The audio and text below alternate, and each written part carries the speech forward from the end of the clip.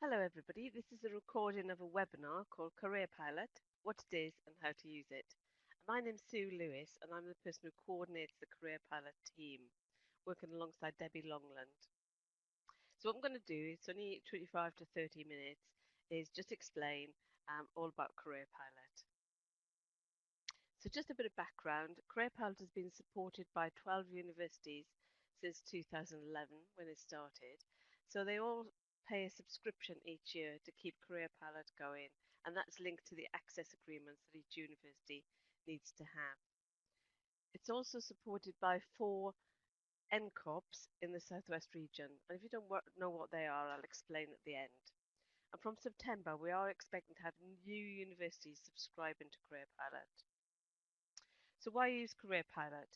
Well, as we know, good careers guidance is critical if young people are going to be able to raise aspirations and make the most of the opportunities that are on offer to them. And that's all laid out in the Gatsby Good Careers education framework if you want to look further. Also, Ofsted are going to be looking at how leaders in schools are planning careers education so that all children and learners get a good start and are well prepared for the next stage. But practically, on the ground, what Career Pilot can do is help you get the answers to questions that young people need to know the answers to or want to if they've heard about any of these choices. So Career Pilot is a resource not just for students, but also for teachers, parents, advisors, because what we're trying to do within the site is keep everything up to date. And there's lots of confusing things on offer. So this is one place where you can get all those answers. So Career Pilot can also help deliver career-related lessons or tutor time sessions. We've got lots of resources to help you with that. So this is the homepage. And what we're trying to do with the site is be a free, one-stop website helping 13 to 19-year-olds get the information they need so they can make informed decisions about their future study and work. We have about 50 to 60,000 young people use the site each month, and we've done lots of evaluation, and we always get the same sort of responses. Students find the site useful, but more importantly, they're learning things from it about higher education, about the range of choices, and learning that higher education could be a choice for them. Although it's not all about higher education, it's about any pathway at 14, 16, and 18. We do suggest the students register, and that if you're a teacher, you get them to do that first off. They don't have to register to use the site, but if they do, they can actually check things off as they go and save their choices. Also, we can track them and tell you how many students from your school are using the site if they've registered. So the site has expanded a lot. We have a student area, a parents area, an advisor zone, and the student site has two distinct bits: information and then the career tools. We also, from September 2017, will have a new reporting zone. I'll explain more about that later. So you can use Career Pilot right across the school, year 7 and 8, though there's no particular decision they maybe have to make. They can begin to start looking at different job sectors, providers, just getting an idea about all that, and begin to think about what might be of interest to them. It might be year 9, or some schools do year 8. That's where students choose GCSE options, and in the site you'll find information about the implications of choices of GCSEs on future plans. They can start looking at what might be available for 16, even start looking at what higher education might be looking for, and work back to the sort of GCSEs they need to be thinking of. Year 10 and 11, obviously they're choosing post 16 options, and the full range of options are shown in the site, including post 18 options, again back to job sectors and jobs, providers if they're thinking of moving on from school. And from September, we'll have a new pre 16 skills map. So this is a pre 16 version of something we have already for year 12s and 13s called HE Skills Map. So year 12, 13, the site has lots of information about choices at 18, also the alternatives to higher education, how students can work and learn at the same time, doing your Open University, HNCs, higher apprenticeships, those pathways. And here's where they can do HE Skills Map, which I'll show you a bit later. So back to the website, this is the information area, and this is the career tools. So highlights in the information area, information on 21 job sectors at the moment, but growing all the time. All the providers in the southwest, colleges, universities, quite a lot of the private training providers, not all of them, they're quite hard to reach. Students can use the site thinking about their choices at a particular age and find out what might be available. Or they can look at detailed information on a range of pathways. I'll just show you one of those to give you an example. Apprenticeships. So these are the subheadings you'll find. If you clicked on something like higher apprenticeships, the content will always show you what is the summary of what's on that page, so students can get straight to a particular bit of interest. So for example, which sectors offer higher apprenticeships is a popular part. But we also always have related video stories. So if a student doesn't want to read a lot of stuff, they can actually look at some video stories. So the job sectors, this is what I'm showing you now, is the most popular part of the site. We've got 21 job sectors at the moment. What we also do within the site is try to put in labour market information. We have a tool called a careerometer. I don't know if you're familiar with that. So if the students click here, they'll be able to put in a job they're interested in and see what salary they might get, how many hours work they might do, how that sector is predicted to grow. And then they can set up another one alongside and another one. So they can have 3 jobs showing and it'll give them a whole range of information about the jobs they're particularly interested in. But back to the job sectors, I'll just show you science and maths. So these are the subsections, what's it about, key facts, getting in, getting on, useful links, case studies. But the most popular bit is types of jobs in this sector. And if the students click here, it'll show them loads of jobs, lots they've never thought of. So it's quite aspirational. If they click on a job, astronomer, being very aspirational, then it'll show them information about that job, which comes from the National Career Service, entry requirements. So students can sort of kind of work back from where they are and plan how they're going to get to the job they particularly like. We also have some other tools like Find a Provider. So this is where students can search by a region or look at particular providers, see them on a map, click on them, and then that would open up their own page within Career Pilot. So this is a summary of the things they offer. And we have these icons at the bottom. So these are quick links into that provider's own website. So the orange circle, full-time courses, will take you into a prospectus or a list of courses offered by that provider. So it's all about putting everything in one place and making it easy for students and teachers to find information. So I've just whizzed you through the information section. You have to sort of get in line and have a little play. But the career tools part of the site, we have what will be the pre-16 skills map here and the HE skills map, which I'll show you in a minute. My qualifications, job sectors and providers. When the students are using the site, they can indicate which they're interested in. And in the reporting zone, which we'll have in September, schools will be able to see this information. And I'll show you some reports in a minute. Bookmarks is where students can indicate what they want to know about careers, and then they'll get signposted to a short list of pages in the site that are going to give them the information they want. So that can be a nice start-off task. And at the bottom, you can see download your report. So once they've done anything, that can be saved if they've registered, and then they can download that and send it to you. And you've got a summary then of the qualifications, job sectors, skills that they've identified through the work they've done on Career Pilot. So just to mention HE Skills Map in a bit more detail, this is a tool to help students recognise they've already done a lot of good stuff in their lives and they've already got a lot of skills which are worth thinking about flagging up on personal statements and applications. So particularly use this version with year 12s. So they start by identifying things they've done, like I've completed a work experience placement. So they're things where they've had to be independent, use responsibility, make judgments. And at the end of that, on the light green side, it tells them what they ticked. But on the dark green side, it tells them what skills they probably used to doing those activities. So I've completed a work experience placement that had to be autonomous, which would change into independent, plan, review. So it's given them a vocabulary they can use to describe their skills, but also help them see they already have a lot of skills from the things they've done. They can go to another level where they can see them in best match order.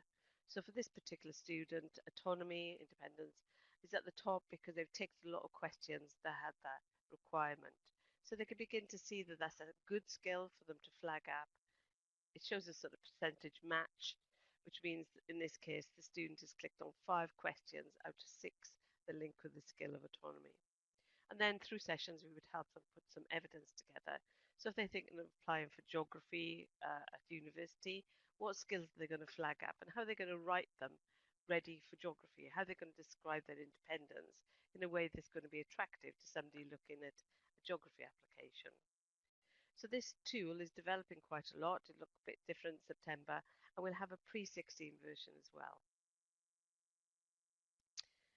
So moving on now to show you the advisor zone, and this is where you can find lots of teacher materials by key stage, presentations which you can use to introduce Career Pilot to students, um, email templates you can send out to students and parents, items for newsletters, all sorts of things that hopefully will help you get started in using Career Pilot with a minimum of work on your part because we've done some of that for you. So you'll see things like lesson plans, worksheets. This is one for year 10 and 11, which is about planning for post-16 studies. So this is something they can be filling in as they go through Career Pilot. A few job sectors they might be interested in, a few post-16 options that are attractive to them. There's also lots of videos which are about topics to do with progression, to do with apprenticeships, to do with higher education. Just short ones. Some have lesson plans as well that you can use. A lot of the lesson plans are just 15 minutes to tie a tutor time. Some are 45 minutes. Then the parent zone. So this is aiming information directly at parents, although they can use the main Career Pilot site. So this mirrors Career Pilot, so it's choices of 14, 16, 18. And if you clicked on one like choices at 18, then there's a set of questions that parents might like to know the answers to. So what funding support is available for a course at college? What would university offer and should my child go? And they're written directly for parents and they have links to more information. Also in the parent zone, we have a little quiz of key things parents need to know, like when can my child leave school? When the, how long can my child have free education? Those sort of things that parents really need to know the answers to. So as I mentioned, from September we will have a new reporting zone. So I just want to show you how that works. It works. This will be freely available to all schools in the Southwest region. You do have to apply to have access to it, and you have to complete a data sharing agreement. So this is how it will work. Currently, students have orange stars when they look at job sectors. They click on them, they go blue, so they are indicating they're interested in them. We're going to ask them to do something a little bit more, where we're going to ask them whether they're exploring that job sector or whether they're definite about it, because that does affect the information and the support you give them. Also now, qualification planner, which might be hard to read here, but shows all qualifications from level 1 to level 8 in the different pathways. Again, students can choose and plot their route through, but we will ask them whether they've done the course, whether they're doing it, or whether they're exploring, which will just give us a bit more information about their plans, like that. So what that will do is create reports the teachers will be able to see at the back end. So all your students will register, you'll be able to sort them into groups and then be able to view reports. You could view an individual or a group, so a tutor group, for example. And you'll be able to see what they're planning to do for level 2, level 3, level 4. Obviously, for that to happen, students will need some time online to put in their choices. So it is important to set aside time or put together a homework activity that requires them to do that. We will also be asking them about their predicted natural grades. So you'll be able to see what they say in here, which might be different from what you've got on record, but it's really important for the students to be able to say what they think they're going to get, as well as what the teachers thinking too. Another report would include which job sectors the students are interested in. So you could then start to plan activities linked to what the students are interested in. So if you have a lot of students interested in business, you might get an employer in to do a chat to those particular students. And this one too shows the providers the students are planning on going to at some point after school. So that's the reporting zone, and I'll send you a link if you are interested in registering for that and explain what you have to do. Some of the things we have on offer to schools in the Southwest, you can have free promotional materials. stickers for students, smart cards for parents or older students, and posters that you can use in school. So you can have one free set for a year group, and I'll tell you at the end how you can apply for those. You'll also be able to access Reporting Zone, but we can also offer staff training, either by webinar, something like today, but we can make it a lot more interactive. If you've got a group of staff there, we can stop, give them time to play in a computer, come back with any ideas or questions. So we can do 45-minute webinars with multiple members of staff in your school, and that's all free. When you're actively using Career Pilot, you can become a super user, and all schools need to do to become a super users are the four things that I'm going to mention here. Request materials, one set for your group. You have to set up a link to Career Pilot on your school or college website. You need to have more than 100 registrations per academic year, and you need to inform parents about Career Pilot. And in the site, we've got lots of things to do that. And on that diagram with the circle, it tells you there's links to things that are going to help you to achieve those criteria. So if you've become a super user, you get a little poster you can put on your wall in school. You also get some maps to show how Career Pilot helps you deliver the career statutory guidance and also the Gatsby benchmarks, all things that are good for Ofsted to show how you're linking it all together. So I mentioned at the beginning about the National Collaborative Outreach Programme, and what this is the Higher Education Funding Council in England have put aside quite a lot of money for this project. And the aim is to get students from low participation areas to be thinking about progressing to higher education. So the project will target specifically young person from certain postcodes where the evidence shows that young people achieve good GCSE results, but they don't progress to level 3 and then aren't able to progress to level 4. So the project is very much focused on those young people from those postcode areas who have the capacity to enter higher education but aren't really doing it. So across the country there are 29 NCOP projects. In the southwest there are 4. GROWS is for Gloucester, Future Quest Bristol, WIN, which is Bath, Wiltshire, and Western. And then Next Steps, which is Somerset, Cornwall, and Devon. So what those partnerships have done is identify the schools with the biggest concentration of NCOP students, as we're calling them, and they will be getting additional support and resources to try to help those students move on to level 3 and level 4, and to help their parents as well. So it's an opportunity to ask questions if we were live, but as it's a recording, I'll just move on. And then we would have asked you to type one thing that you're going to do as a result of this session. What I'm going to do when I send out this recording to you is send you a link so you can apply for the free training, free materials, a link so you can register your interest in being part of the Reporting Zone as a school. I'll send you this presentation and I'm going to send you a link to a recording of this session. So thank you very much for listening. I hope it was useful.